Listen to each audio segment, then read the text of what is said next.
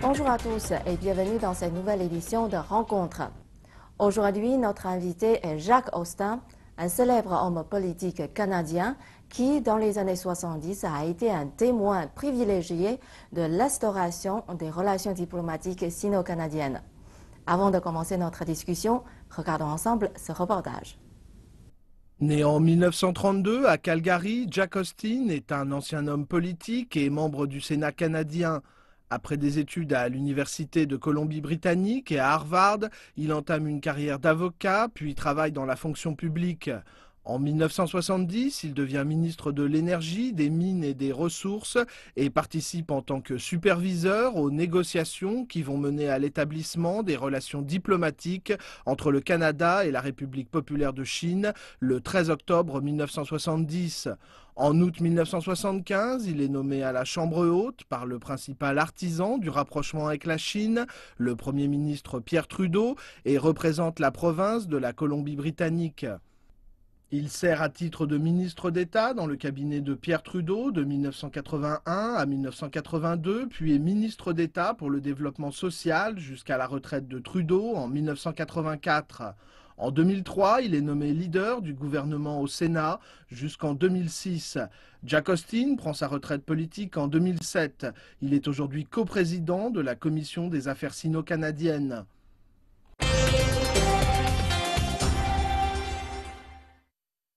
Bonjour, Monsieur Austin, bienvenue dans notre émission. Merci, merci. Dans les années 70, vous avez été le sous-ministre de l'Énergie, Oui.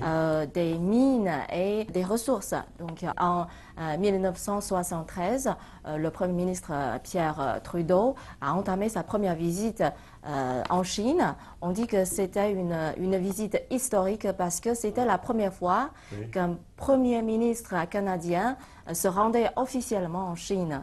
Donc, avez-vous gardé quelques souvenirs marquants lors de cette visite ou quelle est votre première visite en Chine? Merci. I want to start by telling you that Prime Minister Pierre Trudeau came to China as a student traveler in 1946 and 1949. In 1949, he was in Wuhan when the PLA occupied Wuhan. And the general told him, "It's time you left." So he's, Prime Minister Pierre Trudeau has had a lifetime of interest in China. I will also say that we exchanged diplomatic relations between China and Canada on October 13, 1970. And for 2 years before that, there were negotiations between Canada and China on the terms of the agreement. And I participated as a supervisor, not the direct negotiator, but the supervisor, one of several supervisors, right? And so part of that agreement of exchange of diplomatic relations provided for new agreements, sub-agreements, to exchange technical information in different subjects. And as you've said, my field was energy and petroleum. So I entered into agreements in June 1971 with the Ministry of Petroleum and the Ministry of Mining. A group of officials traveled to China in June of 1971, and we were hosted by Zhou Enlai. And so I spent 3 days as a member of meetings with Zhou Enlai in a discussion of world affairs and many other topics of a global kind. And one of my most important impressions was how well informed he was about the world. China was not so open in 1971, but clearly the leadership was very well informed, and he could discuss any issue. Also, his French was very good. As a personal story, on the last night, we had a banquet. It took place in the great hall of the Beijing Hotel, and Zhou Enlai was the host. It was the first time that I had experienced the Chinese custom of the host going from table to table, toasting in Kway Joe Ma Tai. Right? So I had, during the dinner, had 3 small amounts of Kway Joe Ma Tai, and my head was doing this. And then I see that Zhou Enlai has an assistant with a bottle of Kway Joe Ma Tai, and he's toasting. So I said to the official who was there to assist me, next to me, from the foreign ministry, I said, what's he drinking? It can't be Mao Tai. Nobody could drink that much. He said, don't say anything, but it's water. So it was a great event. I was very impressed. Of course, 1971 is several centuries ago in China's history of today. The progress has been so rapid. So the other impressions were, of course, many thousands of people on bicycles, all dressed the same, right? And coming and going, and seeing that a stranger like me was rather fascinating. So we walk on the street, they would gather around to say, why are you here? I mean, we don't see people from the West. But all that is, only I can remember that now. 40 ans plus tard, vous venez en Chine encore une fois. Donc, quel changement voyez-vous en Chine qui se passe maintenant? Oui. Maintenant? It's a different world. It's a different planet. China is a modern society, particularly the eastern provinces are a modern society. Look at the construction, the buildings, the transportation, and the leadership today is using all the modern management philosophies and techniques. I don't think the people of 1971 would recognize the people of 2016 at all. Comment jugez-vous la relation entre la Chine et le Canada d'aujourd'hui? Well, maintenant, it's very, very positive. The new Prime Minister, Justin Trudeau, has met with President Xi Jinping in bilateral meetings twice since October. And they've discussed the development of the bilateral relationship.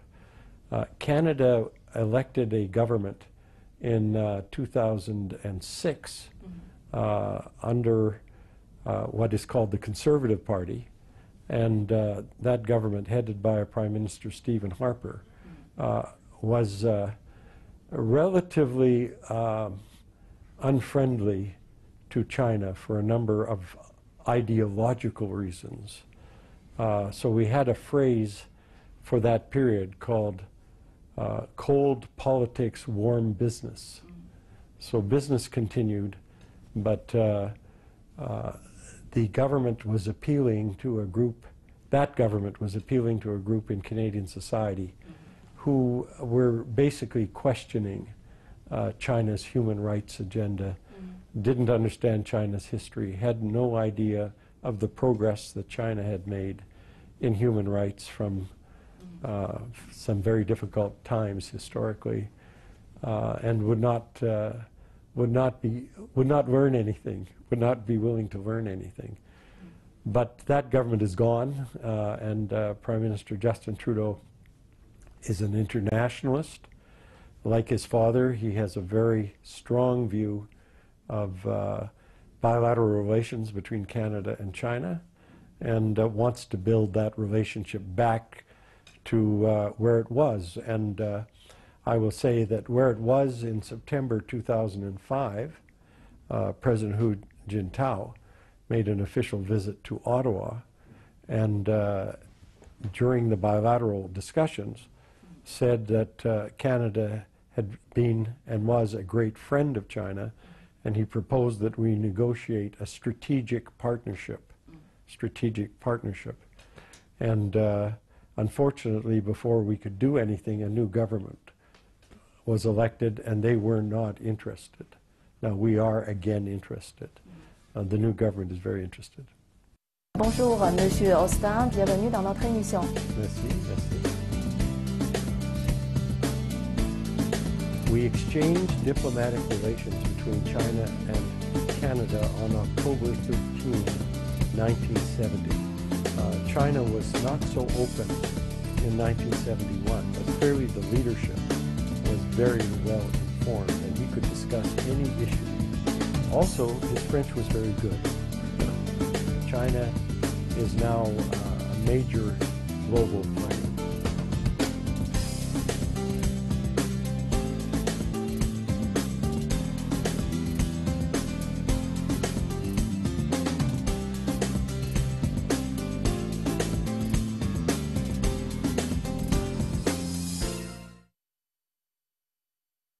L'arrivée au pouvoir de Justin Trudeau, le jeune Premier ministre canadien, va peut-être instaurer un nouveau départ dans les relations entre le Canada et la Chine.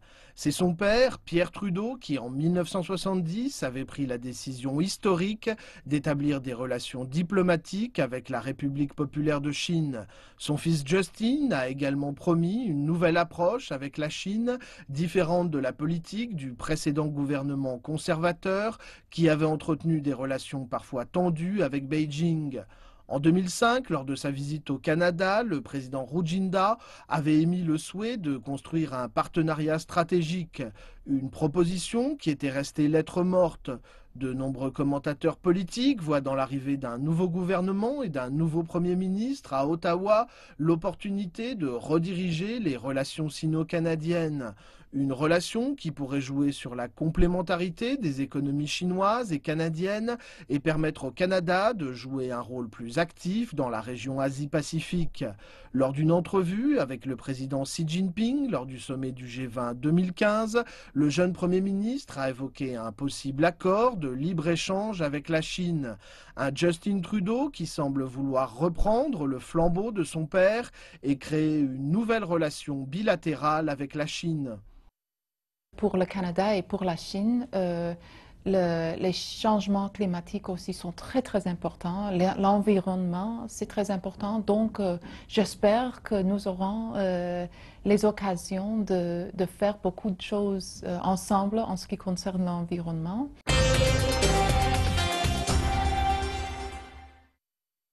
Vous avez mentionné du nouveau gouvernement canadien, c'est-à-dire après la prise de fonction de Justin Trudeau. La communauté internationale espère une gouvernance canadienne plus ouverte et plus ambitieuse.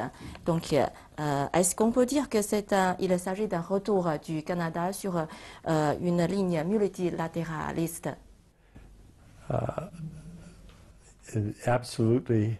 That is the direction, much more internationalist, and I believe, while it's not yet government policy, because it's a new government and they're examining all the issues, but I believe that within a year we will begin the negotiation of a bilateral trade agreement with China.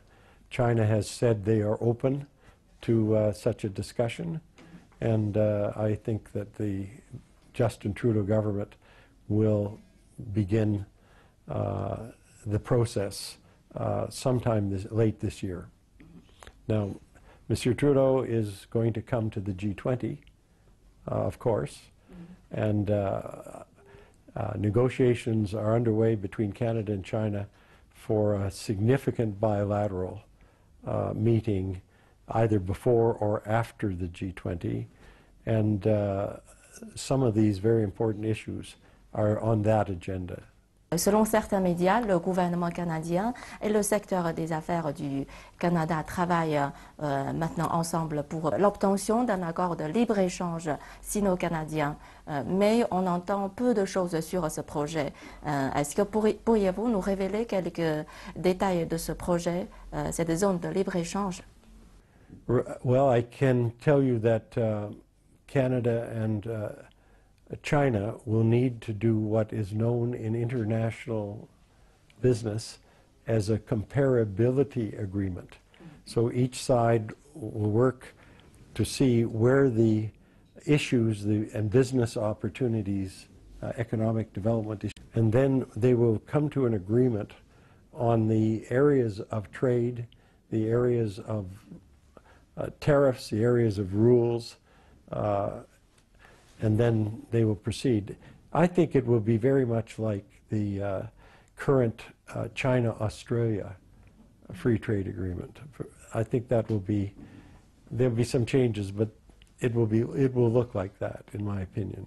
Et vous, vous avez joué un rôle très important dans l'émergence du Canada en tant que puissance énergétique mondiale. Vous pensez que ce secteur de l'énergie est un domaine qui présente des opportunités importantes entre la Chine et le Canada? Canada is a very big oil and natural gas reserve, and China has made some important investments. Such as CNOOC, as we call it, China National Overseas Oil Corporation, purchased a major Canadian company for $15 billion US. So Canada has welcomed China's investment in this area. Our situation is something like China's. China has vast resources in Xinjiang, in the Tarim Basin. So the resources are a long way from the market. Our resources are also east of our Rocky Mountains in Alberta and Saskatchewan, and so reaching the coast for export requires pipelines to be built, major capital investments. The problem, in the future, this will be a major source of relationship. But the problem we have today is the price of oil and natural gas would not give a return on the investment of the infrastructure. In the meantime, we have a bilateral trade of about $85 billion two-way, favoring China at the moment. But Canada is increasing its exports, particularly in agriculture, wheat, fruit, seafoods, and other grains, and China has told us they'll take everything we produce. Bonjour, Monsieur Austin, bienvenue dans notre émission. Merci, merci. We exchanged diplomatic relations between China and Canada on October 13, 1970. China was not so open in 1971, but clearly the leadership was very well informed and he could discuss any issue. Also, his French was very good. China is now a major global player.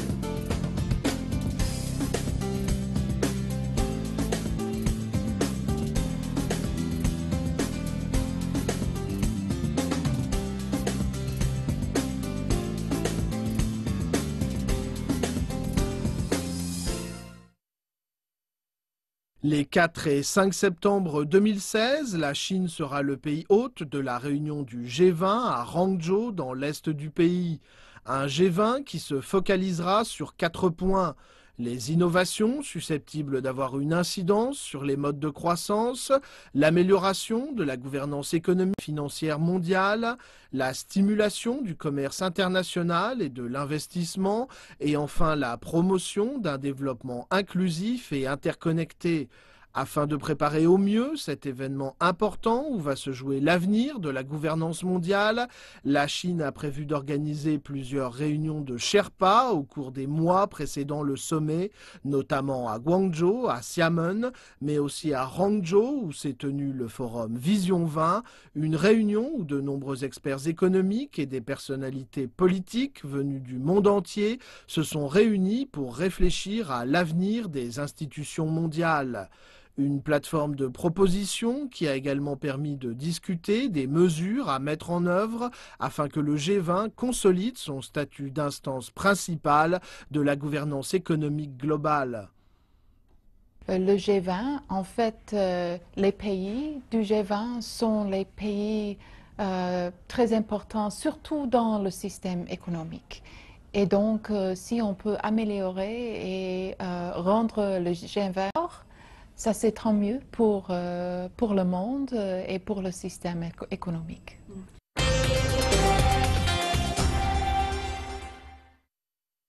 Et le sommet du G20 2016 va se tenir à Hangzhou en Chine. Quelles sont vos attentes sur ce sommet? I think this gathering here today is of exceptional quality. The people who have been invited and are making their presentations are the world's experts in international economics and in what needs to be done to further the structure of global cooperation. China, President Xi Jinping has made it clear that China wants to move further into the establishment of international processes, consultation, and cooperation. And so China hosting in September the G20 can make an enormous difference to the way in which these global issues are managed. There are always forces in every country that do not want international cooperation. They want only national policies. And what we've experienced in the world is if everybody follows their national policy, then the world doesn't operate effectively. It creates problems. So the cooperation solves problems. So it's clear that China has chosen the right issue for discussion and that China's leadership will be very important in moving global communication, global cooperation forward in the next few years. Mais selon certains experts, à partir de 2011, l'influence du G20 est déjà déclinante. Il n'est plus en mesure d'empêcher la répétition des crises économiques. Donc, est-ce que vous pensez que le G20 est déjà en crise? There's no doubt that the G20 was most effective when it was set up, and the world had an 2007-2008 financial crisis, and the cooperation demonstrated how all of those countries acting together in the same direction prevented a major global depression. Since that time, the G20 hasn't faced that level of challenge. And so there's been a decline in interest while people ran to other important priorities. I think that we are at a moment in Hangzhou in September when either we move forward in a more cooperative and coordinated way, or the G20 is shown not to be the right instrument for global cooperation. But I'm very optimistic that China's leadership and the support of many countries for coordination and continuing dialogue and analysis will give us the right direction. I would add just one thing. The developed countries have had an organization for 30 years called the OECD, Organization for Economic Cooperation and Development, based in Paris. And that has allowed the developed countries to dialogue with one another and coordinate their policies. And it's a major research institution, so that it produces neutral facts, right? And therefore nobody can quarrel about the facts. The direction, okay, but the facts are there and they are facts, right? This is lacking in Asia, an organization that exists to put objective facts on the table so that the dialogue can be based on the same background understanding, right? If the G20 succeeds, then we will have that type of organization as a combination between the developed and the developing community. If not, then the developed countries have to understand that Asia will go its own way with its own OECD. So that's one of the reasons I know that the developed countries don't want to see that happen, and therefore I believe there will be a good chance of success. Puisque cette année, le sommet du G20 se tient en Chine, parce que la Chine, c'est un pays émergent, pensez-vous que c'est un bon départ pour que les pays en voie de développement ou bien les pays émergents s'impliquent de plus en plus à la gouvernance mondiale? Asia has 60% of the world's population and 40% of the world's GDP. And the old idea of developing countries, in my mind, is no longer valid because many countries now, and China as much as any of them, have huge intellectual capacity, huge understanding. A developing country with no infrastructure is one thing. A developing country with infrastructure and with intellectual infrastructure is competitive with the developed world. So these old labels are not so useful anymore. Au sein du G20, quel rôle doit jouer la Chine pour améliorer la gouvernance mondiale? The role is to be a major player and an influence for the development of the global community in a coherent and cooperative and peaceful way. China is now a major global player, and the United States remains a major global player. So the other countries of the world don't like it to be said that unless those two countries agree, the future of the international system will be difficult. But that's what I was saying earlier today in my presentation, that they have, in their own dialogue, their own bilateral, they have to understand their mutual interests and proceed together. And frankly, again, I'm optimistic because each country and all the countries of the world need a and secure global system. Commerce and the growth of our societies and countries will be set back if there is not peace and stability in the global system. So that is the major interest of China, the major interest of the United States, the major interest of all the countries, Canada as well. So again, all my reasons for optimism. Merci, Monsieur Austin, d'avoir accepté notre invitation. Merci de vos éclairages. Et je vous souhaite un très bon séjour en Chine. Merci, Merci beaucoup. Merci.